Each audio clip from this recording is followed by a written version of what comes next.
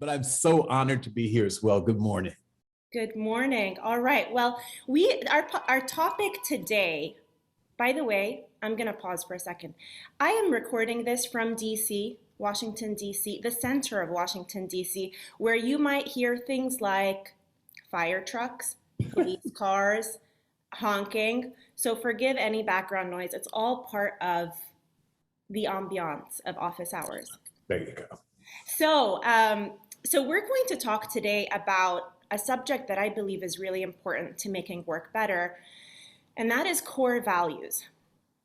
Core values are, guiding principles that drive how we show up at work every day, how we lead, how we make decisions, how we hire people, how we fire people, how we reward them, how we recognize them for behavior that we want to see more of, or behavior we want to see less of the workplace. And so Johnny and I actually had a conversation about values maybe 3 months ago now.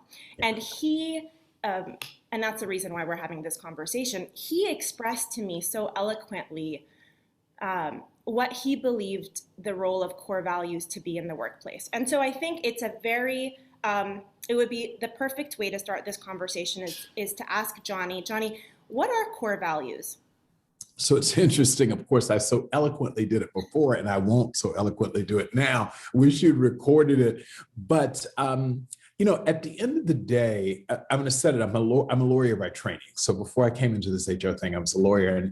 And this is an odd way to explain it and define it. But Justice Potter Stewart was once asked to define pornography or obscenity. And he said, you know it when you see it. So it's a part of these, by definition, a Webster dictionary perfect definition of core values. The concept is really hard and a little, it's hard to capture. What I've come over time to fully appreciate and try to put words to is your core values are those things that you essentially lay out and agree to as terms of the social contract between you and your employees. Like, it is what they can come to trust and expect from you, a lens through which they can understand all of your decisions. So, the easy things are the easy things, but when you have really, really tough decisions to make, the core values will give your employees the ability to predict where you're going to end up. Right? And now that's the classical and the real definition, in my mind, the way that you should think about this from a construct standpoint. The problem is that most organizations have what are actually aspirational core values. They're not who they are and how things really get done. They are how they'd like to be perceived, what they want their employer brand to be. So they're sort of, this is who we think we should be, and those are our core values versus this is who we are. Does that make sense? And so employees are naturally confused because so many organizations, and I'll tell you a story a little later about how a company brought me in, asked me to help define their new values. And it was funny, the employees' reactions to what the company said and the senior management said the core values were, and what employees said they know them to have been. Yeah, it's so beautiful definition, by the way, because it is a practical definition that we're seeking, right? We're not really seeking philosophical definitions for things that are supposed to make our practical lives better. So what you just described is really interesting. We talk about the 3 traps for values with our clients. Aspirational. Mm-hmm. Do they describe something that you want to be in the future, but don't describe who you are today? And then permission to play. Permission to play is the big one, Johnny. Permission to play is like baseline, like integrity. Right. A lot of companies will say integrity is our value. Honesty is a value. Really? Is that something you need to reward and recognize honesty? Isn't that a baseline value? Sometimes a client will say, we want respect as a value. And my response is, would you hire somebody? I mean, do they even get in the door? Do you have a conversation with them if that's not a way they show up? That's like saying, I'm not going to find a good analogy right now because I'm terrible with analogies. Everybody knows that about me. But anyway, so permission to play. And the last one is accidental. So what has become a value because you just happen to, in your starting phases, have a group of people who all embodied it, but isn't necessarily something that you need to vet future people for. It's something that is now boxing a lot of people out. And it wasn't on purpose. You didn't say, oh, we not need to all be cool and funky and hip people who wear Converse sneakers and blazers to work, right? We didn't say that. We just happen to all be like that, the first group of employees.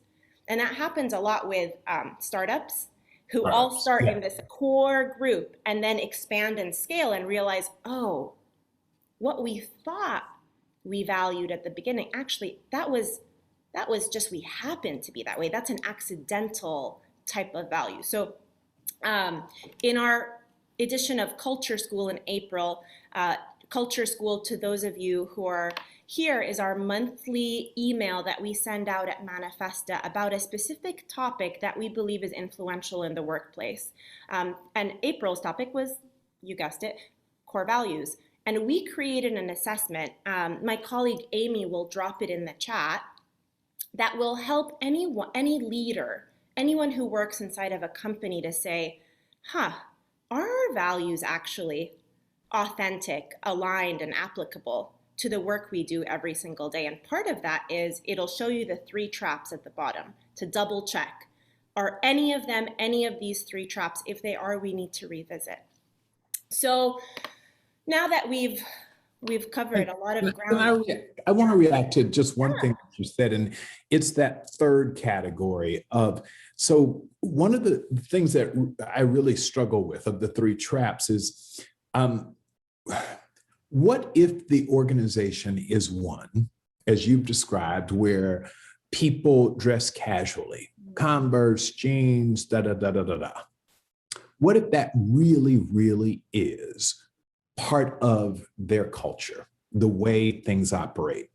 Then is it really a trap if you say to people, listen, the person who comes into an interview wearing a suit, a tie, and hard-bottom shoes, and da-da-da-da, maybe they won't work out here. Is that a bad thing? No, absolutely not. No, right. That's an amazing question, and I appreciate it so much, because the decision factor for me is, what does it mean? Right. When you say Converse, blazer, whatever, what is the point? Like, what are we defining there? Is it a way of showing up? Is it an attitude that, hey, for us, it's the quality of the work that's the most important. Comfort is most important. Expressing your personality is most important.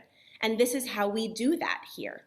And so, yeah, when somebody shows up wearing a suit, I mean, I would say, Johnny, from an HR perspective, the question is, are they showing up wearing a suit because they think that's what's expected of them, right, in an interview? Or are they showing up in a suit because they love wearing suits every day, and that's just part of their personality? They have that lawyerly, no offense. Johnny was wearing boat shoes yesterday, so he's not that type necessarily. But, so I think there's that, are we on purpose that type of company? Are we deciding to be that kind of company? And that brings me to the point of intentionality. Right. I'm so glad you're right. That's where I always get when we, first of all, let me say something that's sometimes controversial. I don't believe there are good and bad cultures. Okay. Now, I'm accepting illegal and unethical and immoral. That's a whole different sort of thing. But I'm talking about, within the realm of normal and okay, organizations have unique cultures. And, some places will be great for me, Johnny Taylor's personality type, and the way that I want to live my life to work at, and others won't be. So I have been recruited several times for financial services organizations when I was a CHRO, and they were a little too buttoned up for my taste. I started at a major law firm where you were required in South Florida, where it was 100 degrees 6 months of the year, right? You were required to wear a suit, a wool suit, I might add, a shirt and a tie every day to work. Full stop, walking around Miami, Florida. But that was a requirement. And I chose to do that because in my overall plan, it was important to work at this top tier law firm and to have that on my resume. Check. I didn't leave there complaining about the dress and grooming code because I understood that when I took that job. That's just it. They're not bad people for wanting you to dress that way. And then I ended up working at Blockbuster in the law department. That's where I left the law firm to go. And everyone was there was casual because we wore khaki and, jean. We modeled our store. That was the uniform for that. But sometimes people walk into those situations and they say, well, this is a good culture and this is a bad culture. And that's just not accurate. I think it's okay. It's different. It's not good or bad. It's the essence of diversity. Like, people are different and you've got to figure out, does this work for me or does it not work for me? And that's it. But if the organization is intentional, it doesn't try to keep swinging. That's what you're getting at. Okay, so I love what you just said. Because I love people with a point of view. So thank you, Johnny, for always having a point of view. I want to challenge it a little bit on two fronts. The first front is, I think good and bad are really bad descriptors for anything. Just as bad as like calling someone nice, like what does that even mean? Good. Right. What does that even mean? Bad. Now, they're dangerous labels, right? Like ignoring what I just said, there's still dangerous labels. Say that's a really good culture, or that's a really bad culture. So the second point I want to just say is, what about toxic cultures? Are there toxic cultures? And are there, as one category, are there really authentic cultures? Which is what you were just describing, which is who we are, right? Yes. We were going to have our little debate. If you all don't know, this is how we debate these things. So I'll be honest, I absolutely hate, you talk about words, that authentic word is so overplayed. It's annoying to me. When people say to me, bring your authentic self to work, I'm like, stop it. Do you know who my authentic self is on some days? No, you don't want that person. What about honest? Okay. What about the word honest? Not even that. Why do you think I want a culture where people walk in and say, that's an ugly dress? It might be ugly to me. You don't want my honesty. Stop it. This authenticity garbage is garbage. I just hate it. I'm going to tell you, because my authentic self might go storm the freaking Capitol. My authentic self might go loot and burn up a building because I'm pissed off about something that happened around racial injustice. Yeah. Like, we've got to stop with this overplayed use of the word authentic. I don't want 500 people walking into SHRM every day being their truly authentic self. Sorry, no. Well, we have some SHRM people on the line today, so I wish we could actually open it up. But for more debate and conversation, okay, so I totally get what you're saying. And it's not exactly what I'm saying. Okay. So what I mean, let me clarify a little more.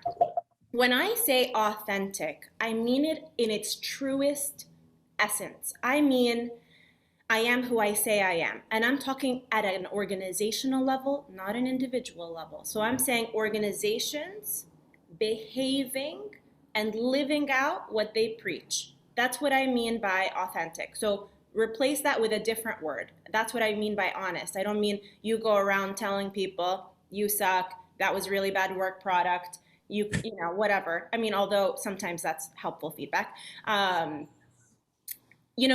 what I mean is more, are organizations who they say they are?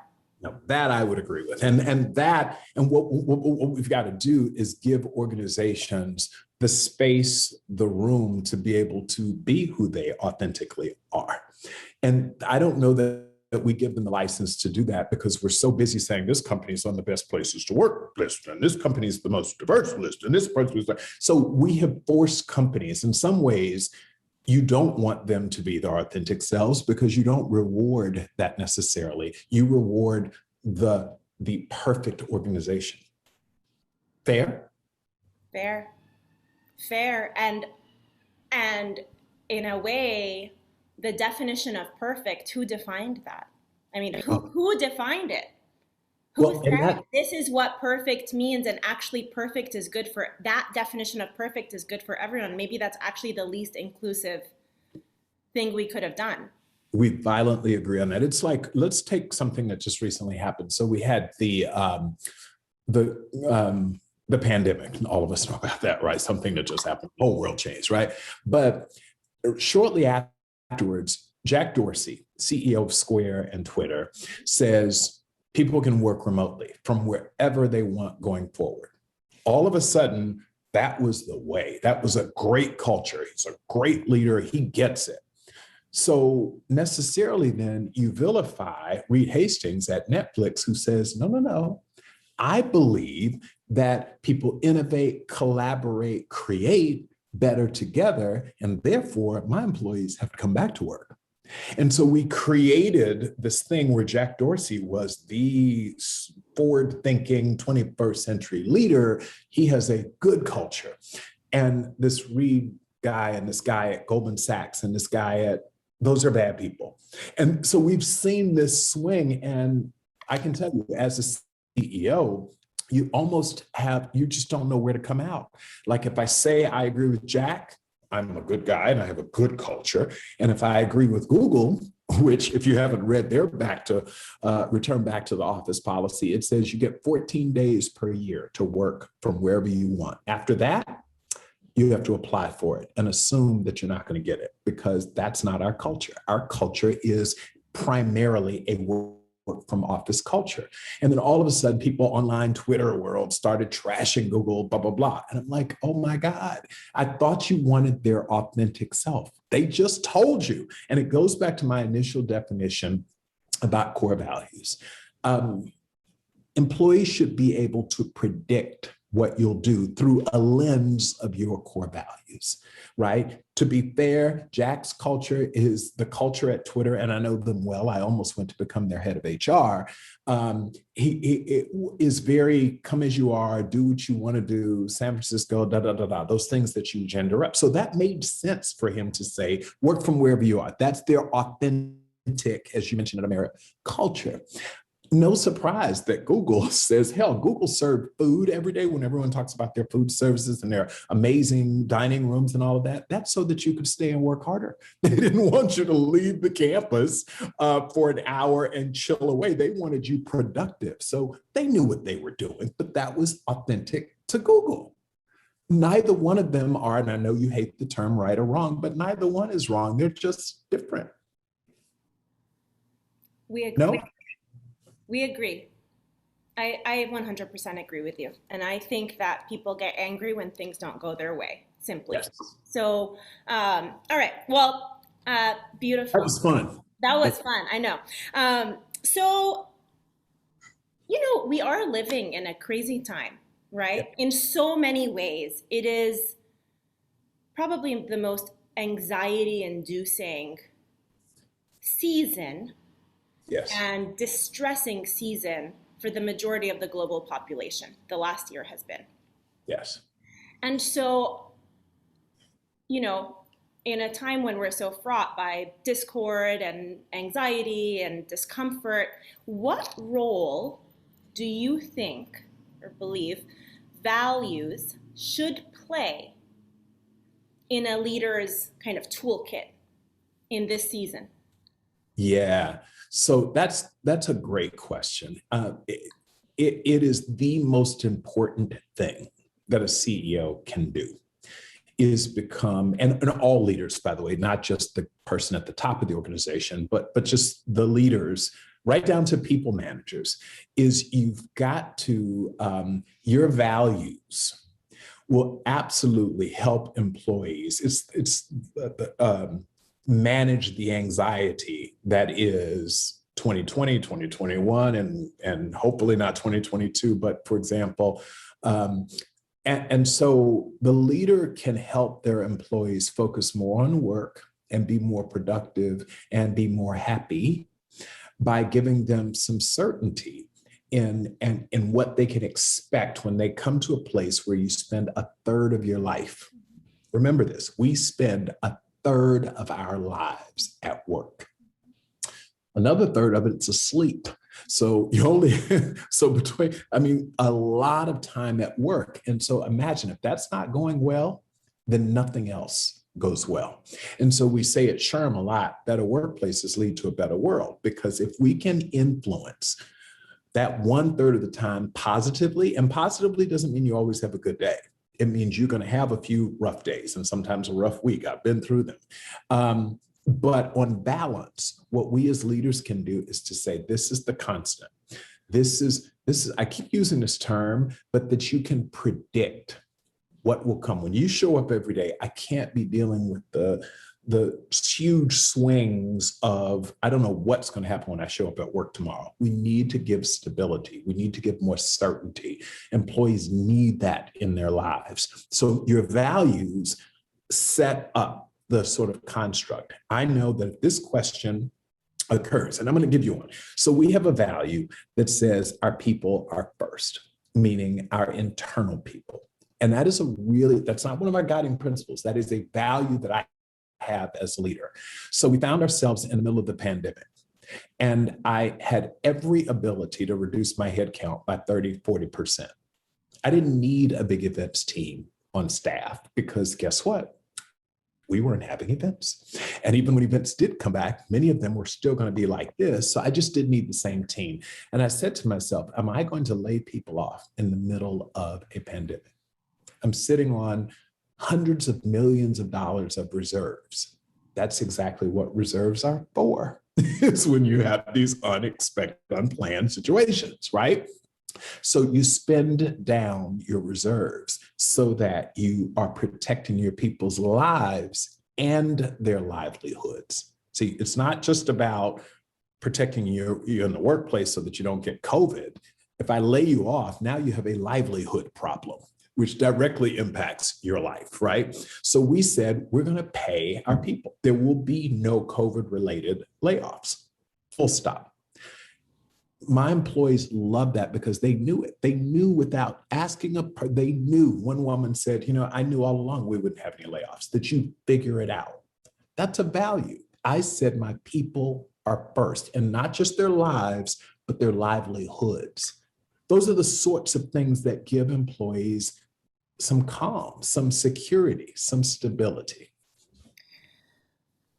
Thank you for doing that for your people and giving them that calm and stability. I do think that value, one of the important things about values is for people to know what to expect of us. What can you expect? And it's not just employees, it's also customers, right, and clients and partners and the community. So you just made a distinction that I find interesting. This is a little off script, but everything has been off script, so whatever. You made a distinction between your personal value as a leader and your guiding principles. So for everyone here, SHRM has a set of guiding principles, which are their core values, if you will. It's what they call their core values. And it's what they use for hiring. It's what it's on their careers page. We actually worked together on that with SHRM. Manifesta did, which was a beautiful experience. They use it for internal kind of performance reviews. You use it in multiple ways. You use it in your employee communications. So I'm curious how you see the distinction between your guiding principles and your personal values. One is stated and communicated consistently, I know. And the other, I'm not sure about. I mean, are your values as a leader, people first, something that you articulate consistently and are stated values, if you will? Yeah, so that I hadn't thought about them, because you're right, we use them interchangeably. And so my personal values when it comes to work, I'm fully aligned with the organization's values, right? And our guiding principles. I was a part of the management team where we sat down and we designed them. And as you know, we started with 5 and we added a 6th one. And because over time, 3 years in, we said, this seems to be bubbling up a lot. This is culturally who we are. So let's codify it so that people understand this is kind of who we are. And by the way, that one was the short, they call it pushing back to move forward. Push back to move forward, yep. I call it challenge culture. Personally, and I'm going to get to what I personally, but personally, that's one where there happens to be alignment. I'm a lawyer. I like to challenge ideas. I don't want to challenge people. I don't want to fight with people, but I do want to challenge ideas. And so if you have a culture, an organization where people aren't willing to challenge ideas, I don't think you do well over the long run. I believe that also on a very personal level, right? So we said, we have an organization where everyone believes it's nice to get along. And I think that long term is not good, and not even in the short term. I don't think that's good for us because you're not benefiting from the diversity of your employee population. If they think Johnny says, therefore we have to do. Now, there are times when you get to the leader has to make a decision, period. I've taken all of the information from a whole bunch of people, and this is decision. But what you should hope and believe is that your organization encourages listening to the dissenting voice. And that's just a value for us. That may not be at another organization. It happens to be consistent with my personal values as well, but it may not work. So there's every CEO will say to you, they're the organization's values and they're my personal values. And I'd like to think that there's overlap. It needs to be, or I shouldn't be the CEO because I shouldn't have taken the job. CEOs are also employees. So they've got to make sure that they truly do embrace and want to live the guiding organization's values. But then I am still a person. I'm a person outside of my CEO role. That's where my personal values come in. And my personal values are very, very personal to me. And I have to be very careful not to allow them to too much influence the organization. There are times, and Amira, you really hit a very nice and nuanced point. There are things I believe that SHRM shouldn't necessarily believe. They may not, but the organization shouldn't have to. And so I have to figure out how not to let that sometimes, get into the way I run this business. Do you all understand that? I mean, as individuals, you don't leave your personal self at home when you take your job. I've figured out how to compartmentalize them. Mostly there's overlap, but there's some things that I believe in that absolutely I'm not going to, I don't think SHRM should have it as their value system. Well, I respect that because I do think we're living in an age where as much as I have an advocacy bent, fighting for change. No, not you. Not me. Fighting for people, fighting for what's right. I do think that. I thought you didn't like that term right. Huh? You didn't like the term right or wrong, remember? No, I know. Well, fighting for what's good for people, let's say. I know. It depends on how we use it, okay? It's all about context, Johnny. So don't push my buttons. It's too early. I think that we've crossed a bit of a line into my organization needs to represent the fullness of myself. Right. And that's impossible unless you go start your own company. I agree. If you want your organization to represent the fullness of yourself and every belief that you have and every experience you've had as an individual, I highly recommend you go start a company. There are lots of people who will align with you and your, as Johnny puts it, your full authentic self. It may not be the company who's employed you right now. And that doesn't mean there's something wrong with the company who's employed you. So let's talk about what happens once you've discovered and defined your core values as an organization, okay? Let's talk about what often happens, and you referenced this a little bit. I'm gonna read a little excerpt from this month's Culture School, and I want you to react to it. Okay. I said, these days, corporate values have become a bit of a comical topic in the world of work. Instinctively, we don't always believe what we read. They sound nice, they look pretty, but they're hard to believe. That's because we typically see values as a poster on the wall, a page in the employee handbook, or a paragraph on the careers page.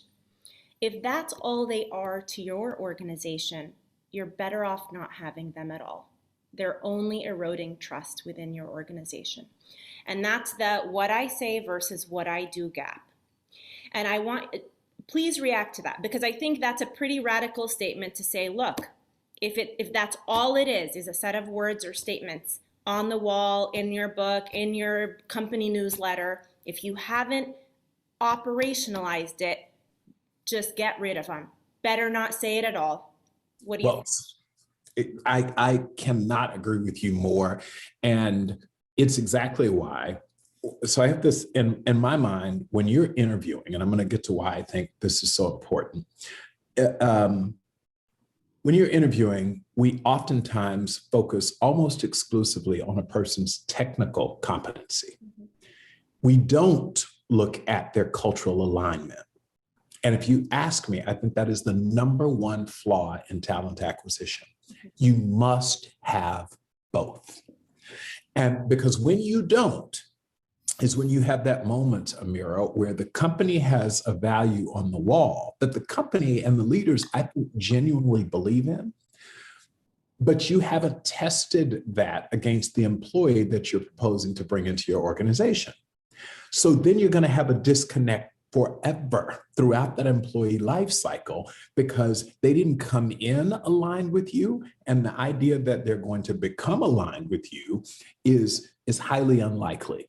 So at SHRM, and I can tell you, I've done this in a couple of organizations I've worked with, but I say when you got a series of questions during your interview, 10 of them, if you have 10 questions, 10 are around, make me know that you can do the job.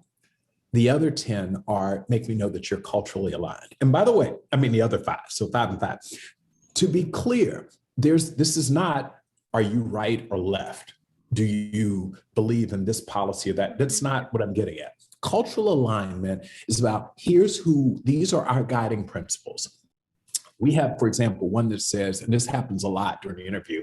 So we say our first guiding principle, my favorite, it's not first, they're all equals, but my favorite is, I like smart and curious people.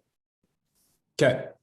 I can't tell you the number of times during an interview, someone says, I said, so tell me how that one falls on you, and positively or negatively. The number of people who say, well, I don't like smart. That feels elitist. That feels like you're excluding people. And I said, well, I don't want to work with not smart people.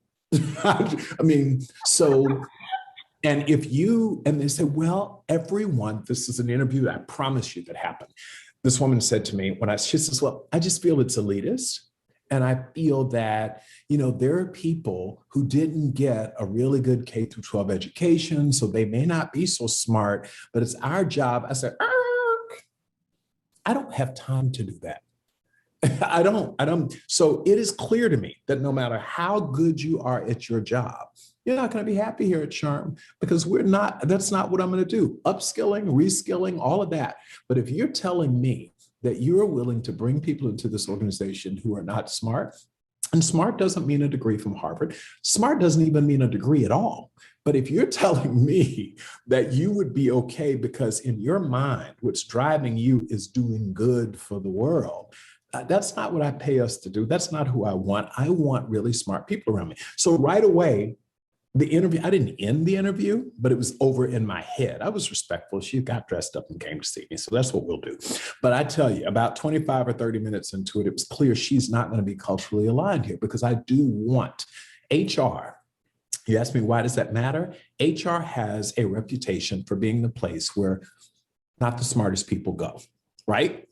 Let's just be honest. I went to law school. I didn't go to HR school, and it's seen as soft and everything. So our mission is to elevate HR, and part of elevating HR requires that you elevate the people who come into it, or at least equip them in such a way that they're elevated. So I said, this won't work for you. Long story, but to make the point that we have got to use our guiding principles as much as we do looking at someone's technical competency to determine if someone's going to make it in our organization, period. And yes, that means we will exclude some people. Amen. I think that's great. And you bring up two things that I want to talk about. One is about the term culture fit. The more PC version is cultural alignment. And the other is about how do we define our values in a way that people actually understand what we mean. Because smart and curious could mean different things to different people. That's right. So number one, culture fit. So people are having a field day about the phrase culture fit, especially kind of in this season of diversity, equity, inclusion, and belonging.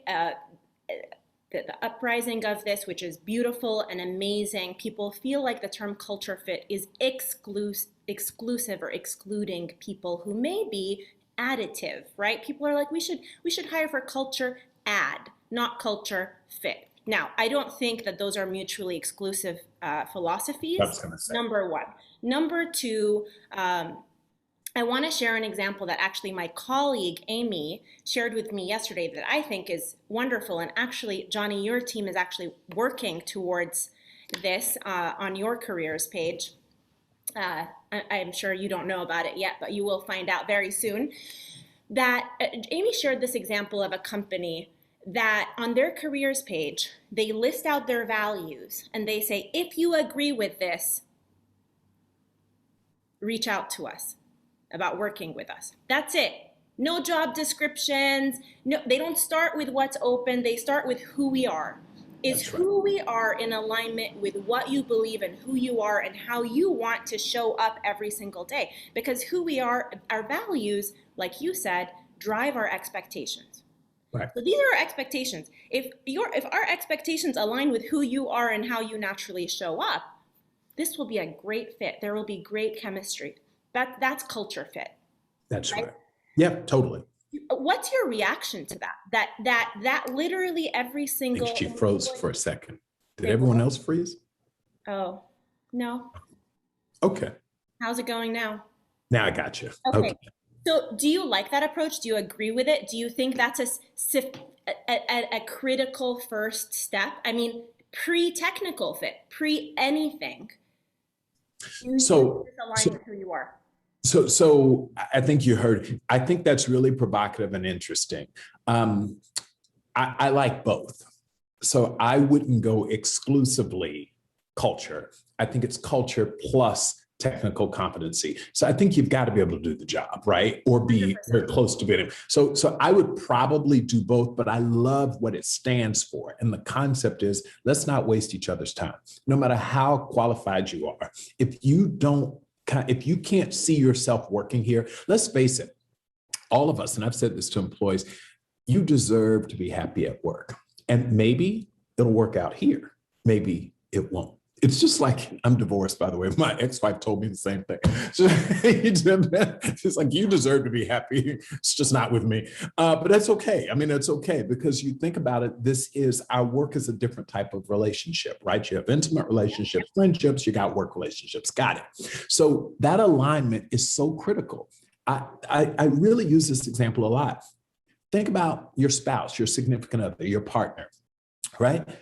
If you don't have to agree with them. There are homes that are purple all over this country, right? Where one person's red, one person's blue, got it. But if we don't have some alignment, this is going to be hell. I understand opposites attracting, but my goodness. And since you spend so much time at work, you had better have alignment. So I love what you've suggested. I think it's absolutely a great idea that early on, you just weed out people. And I know no one likes that phrase. I do want to comment on this cultural fit thing. Fit. Everyone pretends like this is a new thing. Nothing is new under the sun. For those of us who've been around before, in the 80s, there was this big uprising. Remember, this George Floyd is a horrible moment in history, but we had Rodney King. We had Freddie Gray 5 years ago. I mean, come on, guys. This notion that this is so new. I love it when some of the kids say, there's this new debate about fit.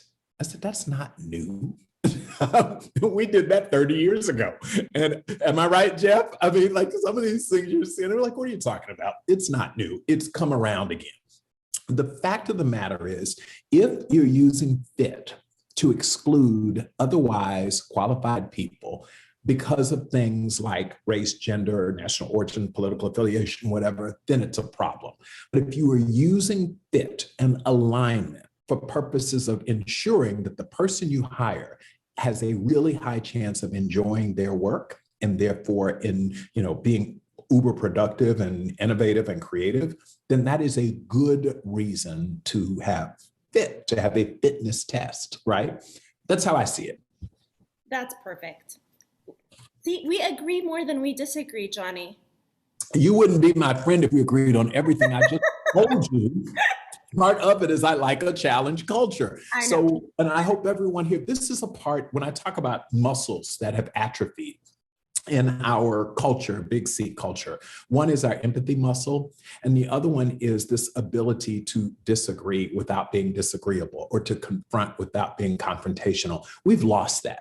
And I think that is not good for any of us when all of us on this call, if we all walked away, if some of you all are pissed about something I said, and you're like, he's a horrible person. Well, good for you. Maybe you're the horrible person, because if you can't say you're committed to diversity, and then what you really mean is I'm committed to diversity as long as I agree with it. That lacks integrity. From just intellectual integrity is lacking when reasonable people can't come together and say, I just come to a different place. Like, I understand your logic. I just arrive at a different place. And we're at this point now where everyone has to be aligned literally on everything. And it's crazy. So I don't think that's good for industry.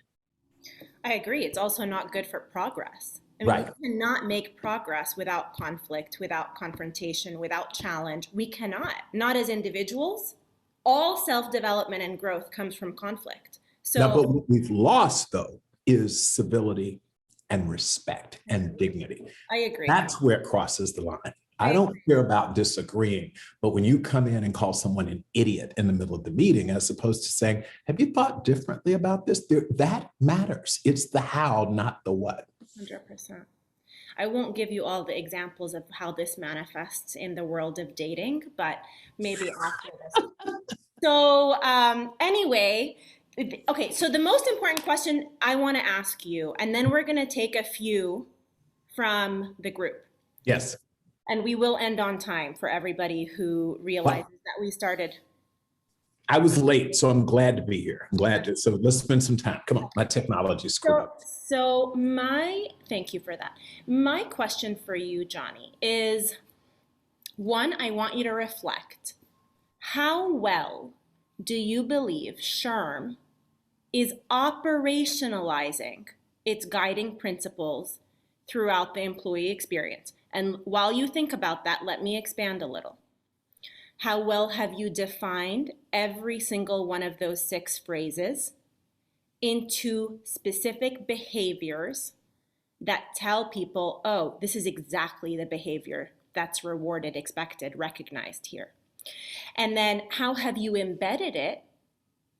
Or let's just say, how well have you, instead of examples, how well have you embedded it into your talent acquisition, into your talent development, into your firing or exiting process, into all phases of the employee experience? I would love to know how well you believe you've defined them and how well you believe they are operationalized, or where you are in the journey, right? Because it's a journey. There is no finite point here. Right. So on this journey, and maybe I should use 2 points. Think Florida, the bottom of the state, and the Canadian border. So we're somewhere in the middle. We're on this journey. And I'm here only 3.5 years. The first year, we were trying to figure it out, even to be able to do the first phrase, which is put words to it, right? To codify what you think you're working toward. Our opportunities are twofold. One, as you've said, operationalize. We've got to take nice statements, push back, to move forward and actually identify the behaviors so that employees really understand. To your point, some people, we can read the same sentence and pick smart and curious. Like, what does that mean? So we've got to really get deeply into some behaviors so that we can explain to people, and we all have some common understanding of what we mean by those phrases. Like I said, I want to make sure that that doesn't mean I get to a quick story. When I got here, there was a bachelor's degree required for everything. If you were on our janitorial staff, you needed one. So I said, this is crazy. I want smart people, but a college degree is not the proxy for smart, and not exclusively, right? So one of my senior level people sent me up a position description for a VP of sales. And the VP of sales, and this is after I've been clear 100 times that smart and curious, but smart and curious doesn't necessarily mean degree. The position description says bachelor's degree required. I push it back and I said, are you tone deaf? I just told you that salespeople don't necessarily, and a lot of people, but particularly salespeople, some of the best salespeople I know haven't gone to college, but they are really, really good at convincing people to buy stuff, right? So I said, how about taking that out? So he sends it back to me and says, good point. And he comes back with bachelor's degree preferred. So you really are not smart. That was the first time I used it. So I said, I'm wondering if you're smart. So I pushed back again and I said, so let's try this. Take it off. I don't know what else to do. I've tried to get, but you're not understanding it. And as opposed to judging him, I reflected, as I often try to do as a leader, what am I not doing right? And it is exactly as you described, Amira. We understand in our heads what it is at a very sort of macro strategic level, and we've not taken it down so that every employee in an organization understands what we mean by it and what are the actions that one should exhibit, follow, or vote other people off the island if they don't follow, right? That we haven't done that. So that's why we're midway on the journey. The other thing that we haven't done as well as we probably should is hold people accountable. And this is where it gets kind of controversial. You can't say these are our values and then tolerate people, keep people who don't live those values. That's where leaders fail, because you see this really talented person who's a star producer, but does not live your values, and you tolerate it. And you just have to say, I'm not going to do that anymore. And I live that every day. My team doesn't. Our people managers don't do it. They want to be friends with their employees. They want to be liked. And in some ways, we've made them subject to Glassdoor and employees. Mm-hmm. So they're like, listen, if I do this, then my scores go down, and then you think I'm a bad manager. So we really have set people up for a really bad situation, our people managers. You can't tell them, listen, this isn't working. You've got to move people out of here. But, oh, your scores are down. Your people don't like you. Well, that's all about the measurement, right? Like, what are the metrics of great performance in your organization? Have you defined them as values alignment, or have you defined them as what your employees think of you? And actually, I would say it probably goes deeper. There's like a fundamental rebuilding that needs to happen around, we are going to practice what we preach. This is what that means. Are you in, are you out? A. Here. And then number two, here's how we're going to execute on it. Because when we don't execute on it, again, trust is eroded, right? You keep saying this is important, but you're not doing anything about it. That erodes trust. I don't believe your values. Number two, we're not rewarding people who live into them every single day. We don't reward them for it because we haven't actually defined the behavior, so we can't measure it. Yep. It's really hard to measure what we haven't defined.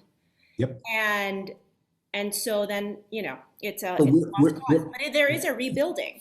We're on the journey. It's hard. Any of you thinking about doing it, and by the way, you don't have to be the CEO to do it. If you want to figure out how hard this is, do it in your department. If you're a department head, it is really hard.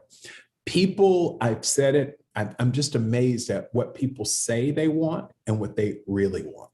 You all know that it is perplexing. Managing people, if I could, as someone said to me, we were interviewing an HR person, why do you want to be in HR? She says, I like people. I said, then you have been in HR. Because if you spend any time with them, people will make you dislike people. It's like school teachers who say, listen, I don't want to see another kid once I leave that damn building because I'm over kids, right? I love them, but it's hard work. And people are just all over the place. They say one thing, they mean something else. I'm seeing it in so many ways. It's driving me nuts, but this is what makes it exciting. This is what makes and it hard. and hard, and also it's what makes us human, right? Like if it gives us something that we can constantly work on, live into, grow every day, right? Like again, there is no end point. So that's also what makes life meaningful and worth continuing. So thank you, Johnny. So since Johnny's going to give us a few more minutes, now we're going to take a few questions. And Yeah, Johnny, you and I can both answer some of these questions. please, please. Okay. So first question from Gio. I think my company has strong core values, but we've forgotten about them. They are not visible or talked about much anymore. What are some best practices for reinstating core values in a way that employees will be receptive to them again? Great question. It's one, you have got to say it over and over and over and over. If it was as simple as making a big announcement and then everyone gets it, because of just employee turnover, it doesn't work. But more importantly, we all have a lot of things going on in our heads. So you have to be reminded about the things that matter. It's why, I'm not going to use that example. I was going to say, because like you said, some of the examples go off, but you go to church and you accept whatever your God is and you make a commitment, but you go back to Sundays. You go to church every Sunday or whatever day you go because you need the reinforcement. And so as a leader, our job is to communicate over and over. I start every meeting and somehow throughout the meeting, I drop in various ones of our 6 guiding principles because I've got to keep it top of mind. And so whenever there's an example of something that worked, I say, and I try to tie it to, again, I've got one of our guiding principles. When something does not work, I say, this is an example of where someone has not lived the guiding principles. We had just recently a situation where a group of employees engaged in serious groupthink. And when it was all said and done, the project they were working on failed. And one of the employees stood up and said, I got to be honest, I knew this was going to fail. And I said, I really want to fire you right now. We didn't do it, but I was making the point that how dare you tell me that you sat here and watched the organization do something like this and you were afraid to speak up. Now, as opposed to fully blaming the employee, I said, what are we as a leadership doing that makes you think, A, that's okay, or gives you concern such that you think you couldn't and shouldn't have spoken up? So it was a learning opportunity for me and for my leadership, Gio, but you just have got to constantly call it out, almost like a broken record. I find myself almost like church sometimes, like every time I say, yeah, that's an example of guiding principles or, and your employees, once your employees start saying it a lot, like it's a part of their everyday conversation, you're getting somewhere. Yeah, that's so true. And that is step one, Johnny. Consistent reinforcement and communication and giving examples in real time is an incredible way of helping people understand what they mean and what the expectations are. Gio, a couple of other thoughts. One is, I'm a huge fan of listening and storytelling as tools to help reinforce values and to help cultivate culture in general. One thought is if you're going to embark on this mission of kind of reviving the values is actually to start hosting, sessions, whether it's over virtually or whatever your environment is, where you ask people to share examples of how they've seen their colleagues live these values out in action. And have them tell the stories, have them become the champions or the torch holders for the values. That's where they start to embrace and make them their own. That would be another suggestion I have for you. And then a third is actually map out your employee experience. Map it out. Attracting, which is kind of talent acquisition, onboarding and orientation, like that kind of the dance of getting to know each other, development, and exit, and see how are we actually expressing our values in every phase of our employee experience. Is this actually being operationalized? And so that is another way that you can pressure test the truth of your values and identify ways you can bring them to life and actually practically tell your team, look, actually, we're going to design this new ritual as a team that will help us live out this value. So those are a couple more suggestions. We'll take one more question. By the way, as you're doing this question, let me just say this. The most important thing that a leader can do, I was just on a call yesterday with the who's who of Fortune 100 CEOs, Bank of America CEO, Pfizer CEO, et cetera. And they all said that the number one issue they've got to figure out is culture. They said it is the most vexing issue of all times for them. It's not product development, it's not sales, it is culture. Well, thank you for sharing that. That's hopefully good for my business and and for the roles that everyone here is in, which I am assuming a lot of it is around either designing culture, cultivating culture, shaping it, driving it. It's good to know that you're not alone. So Paul asked, is there a best practice that successful companies have during onboarding to introduce their values to new hires? Paul, great question. I wouldn't say there is one best practice. Johnny, I'm going to take this one. There isn't one best practice. There are several ways that different companies do it, and I think do it well. I think my question back to you is, what are your values and how can we bring those to life in a unique way that expresses them? Because I think, there are generic ways like, oh, build a culture deck or create a series of videos with your employees talking about how your values come to life. Like those are things that different companies will do. But maybe we can have a 30-minute session, me and you, Paul, to brainstorm based on your values, how can we design an onboarding experience that lives them out? Because every behavior your organization kind of brings to life, every piece of education, every piece of content should reinforce your values, whatever they are. And now I'll let Johnny kind of comment on it if you have something to add.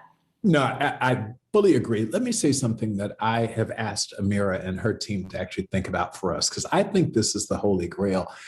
I think that it might be too late to do that if you have not adequately determined cultural alignment before you made the hire. I think trying to get that done post-hire is really hard. I mean, that's what I think you're learning. So one of the things I've asked Amira to do, and any of you, I'd love your best thinking around it, is imagine if there was a way to, in advance of the hire, pre-offer stage, figure out how likely this person is to be able to fit within our culture.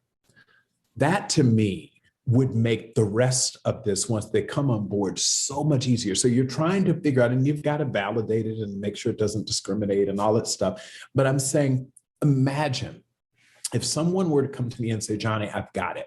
Give us your, and Amira's laughing because she knows this is exactly what I asked him to do. Here are our 6 values. Come back to me and tell me, what can I use on the front end other than an interview? Because the interview will do some open-ended questions, et cetera. But how can you help me assess whether or not I know if this person can technically do the job? The question is, are they culturally aligned? What can I do to figure that out? Are they predisposed to be culturally aligned? If you get my point, like, are they going to be happy here? Or no matter what I do, this person's not going to be happy. Like, this is just, they see the world this way and your organization sees the world that way. We are, for example, a nonpartisan organization, period, full stop. And we say that during our interviews. And so when people come in and say, we want you to be bipartisan, I say, we're not bipartisan, we're nonpartisan. And so if you're someone who wants us to take positions on any number of issues, it's not going to happen. And you're not going to be happy here, no matter how good you are, because there's going to be a point where you say, Johnny, you should speak up about this. We are about policy, not politics. Those are things, if we could somehow figure that out, we could save ourselves a lot of problems, a lot of turnover, and not just from the employer side. The employee has a right to work in a place where they're going to thrive and feel like this works for them. So the better that we can on the front end avoid hiring people who are not, and I know it sounds like you're excluding people, I own that. The entire interview process is about excluding people, right? 1,000 people apply for the job, only one gets it. So you by definition are excluding 999 people. So for whatever reason, and hopefully not illegal reasons, but So I would love it if we could figure that out. If you did that, whoever does that is going to make a lot of money. Yes, and also it requires the organization to do the heavy lifting of what do the values mean. That's right. If you do not know, if every single employee does not know, and you start doing an assessment like that. Yep. Yeah. I mean, So again, I don't say it's easy. I know If it you were don't. easy, someone else would have done it by now. I'm No, saying no, for you don't sure. do it. But so this is a beautiful way to kind of close the values conversation. Values are discovered, right? They're discovered, not created. So for them to be true to you, you have to discover what actually are we attracted to? What actually do we reward in this organization? What actually do we fire against, hire for, etc.? Not what do we want, not what exists already, right? Not what's a baseline, right? Like our three traps. So that's number one. Number two, how do we make sure every single person who works here understands what we mean? That's right. So there's no confusion. And the ones who are right for us will be attracted to it. And the ones who are not right for us will be repelled by it. And I mean it as strongly as that. They will be repelled by it. And then lastly, how do we actually live up to these values in every behavior and decision we take as an organization, right? That's the operationalizing piece. So that's to wrap this values conversation up, which I loved. Thank you, Johnny. Johnny, we're going to do now a very quick rapid fire. Okay. Johnny does not know what questions he's about to be asked. Oh. Uh-oh. Okay. And Amira doesn't know what answer she's going to get. And I don't, and that's the most exciting part. So, number one thing that if every person who worked for you knew about you would make everything better. Wow. One thing that if every person who works for you knew about you would make everything better. God, that is really tough. You said rapid fire. Hell, that's hard. The one thing that if every person who worked with me knew, okay, so here's one. I think a lot of people know this, but I am incredibly competitive. Incredibly. Like you cannot even put words to it, how competitive I am. I know how competitive you are. But I won't tell everybody how that manifests because it's dangerous, but I think let me give you an idea. Last night I was playing playing Uno with my 10-year-old, and I have beaten her like all year long. And she finally started crying last night. And she said, "Daddy, I can't win." And I said, "And you will when you do, period. I mean, I'm not going to let you win." Oh my gosh. And this is a 10-year-old in tears. That is how competitive I am. So yeah, if the people around me all knew that, they'd say, "This explains everything." Explains everything. Okay, well now you have one more thing that you can share with the people you work with. 2 books that have had a deep influence on the way you lead. The Leadership Secrets of Attila the Hun. It is an amazing book that you've got to, the leadership and Good to Great. Ooh, good ones. Okay, beautiful. And then if you had to tattoo your arm with a message to yourself, hypothetically, if you had to tattoo your arm, I also have no tattoos. Well, I don't know if you have any tattoos, but the look on your face made it seem like you don't. If you had to tattoo your arm with a message to yourself, what would it be? You're going to love, I don't know if you're going to love it, but I live by this. What you think about me is none of my business. Love it. What form of art is most inspiring you these days? Abstract. What is your favorite thing we talked about in this conversation? Gosh, I enjoyed all of it, but number one favorite, I hate superlatives, right? So I would have to say, see, you're such Oprah, you're so good at this. I enjoyed it all, right? I'm going to call you Oprah right now.